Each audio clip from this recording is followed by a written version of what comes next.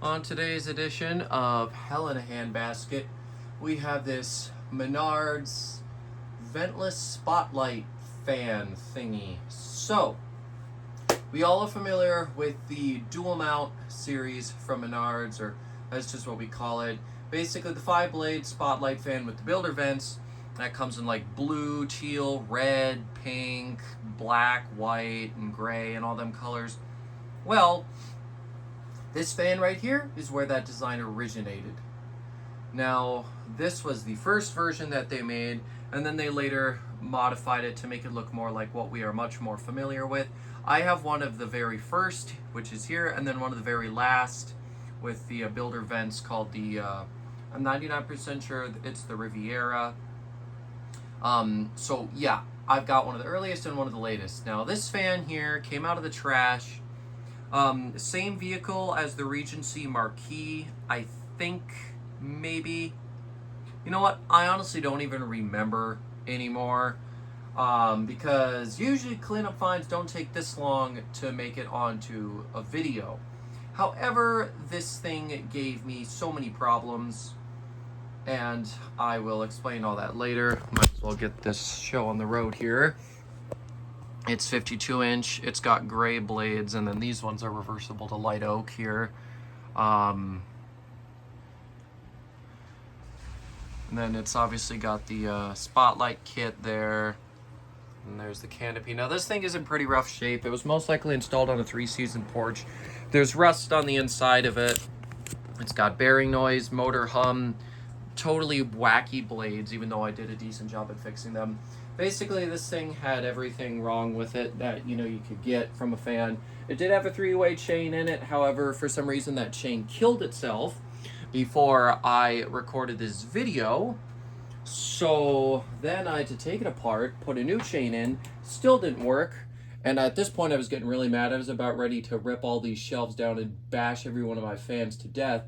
However, then I came back down, replaced the sockets. Somehow the sockets had all killed themselves too. I don't know. Everything that could go wrong with this fan went wrong. Not to mention the fact that I had to buy 2 sets of blades for this piece of crap. The first set, the paint did not apply, so I had to trash them. This set turned out, luckily, and that's why it's reversible to oak. Usually these would have all gray blades, but these are replacements because the original ones were absolutely trashed and there was no way I was going to use them. Low speed here is pretty slow. It probably needs a new capacitor, but let me tell you something. I don't give a crap. I have spent way too long trying to fix this flippin' fan and bring you guys this video. I'll fix it later. This thing's never going to get installed anyways. It needs work, and most of that work is stuff you can't even really fix. So, therefore, I'm calling it good. So yeah, low speed here is pretty slow. It's nice and aesthetic. I feel like it's supposed to be a little bit faster than this, but oh well. Now this fan here is from 1988, and yeah, these earliest variations here were pretty cool. They had the mesh sideband and they were ventless, and those and the blade arms were also a little bit more sturdy than the more recent ones. And I'm sure these came in other color combos too. I think they came in red and black and probably some others. But yeah, now the spotlights are a little bit worn out. And that wobble you're noticing is because somebody's walking upstairs. It usually doesn't wobble like this. Anyways, oh god, what was I even saying? Oh, that's right, the spotlights. They're worn. I did have replacement spotlights for this. However, in an effort to tidy up a year or two ago, I threw them out. Of course. And now everything I've thrown out in the past is really coming to bite me in the butt. All the boxes I've thrown away, I really need right now. And the spotlights I could have really used right now. So, yeah, I'm not happy with the stuff I've thrown away. I've learned my lesson, so I'm not going to be throwing much more away. Of course, I'm also not going to be bringing much more in. You can actually feel some air from it on low. And I've got it set at a 13-degree pitch. I don't know what the original pitch was, but I set it to 13. So anyways, it's drawing 0.16 amps, 19.2 watts. and a whole power factor. Now it seems like a little bit too much current for a low speed, so it probably does need a new capacitor, but oh well. This thing does have quite a bit of hum to it. You won't be able to hear it with all the background noise going on right now. Trust me, it's there. Oh, also the pull chain fobs on the fan are original. And also these light bulbs were in the light kit ever since I brought the thing home almost half a year ago now. And now these light bulbs here I use all the time. So how the hell they managed to stay in this light kit for half a year and me not notice is absolutely incredible. I don't know what on earth to say. I picked up the light kit, and as soon as I was about to put it on the fan, I was like, there's light bulbs in here. What are these? I screw on them out, and I'm like, dude, these are like some of my favorite light bulbs. What are they doing just sitting in this light kit? I really have no idea what on earth they were doing in there. But yeah, so that was fun.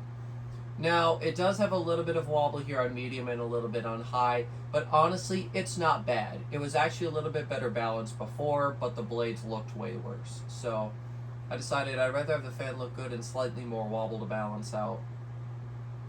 Of course, the ball does fit in this mounting bracket really, really tightly, so I have a feeling most of the wobble's coming from the electrical box again.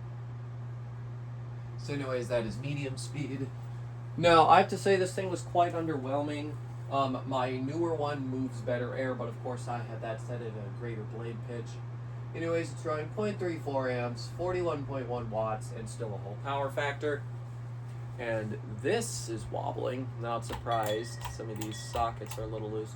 Boy, the pull chain pulled well that time. With how rusty the thing is, it's a little hard to pull.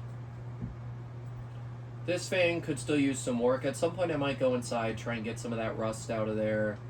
And I might try and do a little bit more tidying too. But I was getting pretty tired of it, so I just wanted to do a video of it. Also, that ticking noise is most likely the blades. We drilled these blades ourselves and the holes were slightly too small, so I had to thread the screws through the flipping wood, and that made tightening them really, really painful. So a couple are probably a little loose, and that's that noise you hear. They're not going anywhere. It's just an inconvenience.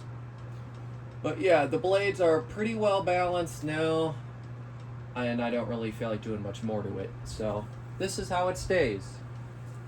It's actually moving better air now than it was before. I guess when I repitched the blades, that improved it. Anyways, we're drawing 0.61 amps, 72.8 watts, and still a whole power factor. Actually, with the tapping noise it's making, you can make a song out of it. Ooh, maybe we'll make a song out of this thing.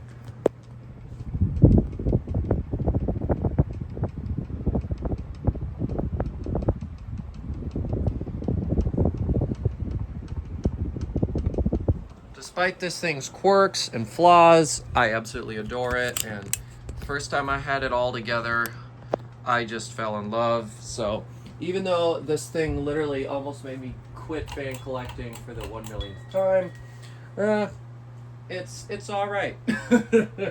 I really do like it. It looks really cool. Unfortunately, due to the motor hum and the bearing noise, this could never be an install candidate. Makes me kind of sad because I actually do like the way it looks, but spotlight kits aren't the most practical, so probably wouldn't happen anyways.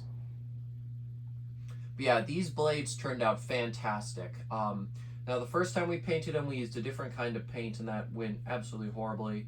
And this time while we were there, we were chatting with another guy who was buying paint, and he overheard us mention how it wasn't applying to the particle board as easy. So he was like, take a look for the ones that actually say like wooden particle board on it right there on the front. And that's what we did. And we also did it on a much nicer day, and we let them sit for about 15 hours. And yeah, they turned out great.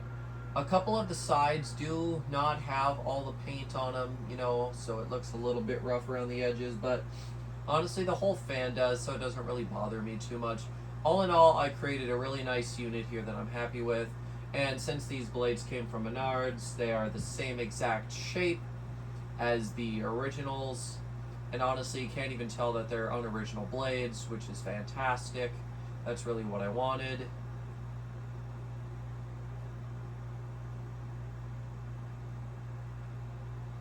But yeah, this thing caused me so many problems. And yeah, I still don't know what on earth happened with the sockets or the three-way switch. Maybe one of the two. I have a feeling that either the switch or the sockets, one of the two threw out the other one and wrecked it all. I'm still not 100% sure that that socket is not working, so I'm probably gonna try, or that switch isn't working, so I'm gonna try a few more things with it, so we'll see. But anyways, the fan has come to a stop, and I've said all I have to say. So thank you all for watching what I believe is the very last ceiling fan I have not installed and showcased. Obviously, there's a couple fans like that one Zephyr of mine that don't work properly. However, I did do a quick video of what that thing was doing just as it was. So technically, I believe you guys have actually seen every single ceiling fan in the collection installed now. So that's pretty exciting. Happy to have this thing finally done. There's no more ceiling fan projects that I can really do. There's a couple things I need to fix, but none of them are in a hurry. So overall, I feel pretty good. This really did make quite a good final project since it was so annoying to do. Kind of fits that the final fan I really had to fix would cause me so many issues. But yeah, so here we are. Thanks again for watching, guys, and I'll see you in the next one. Goodbye.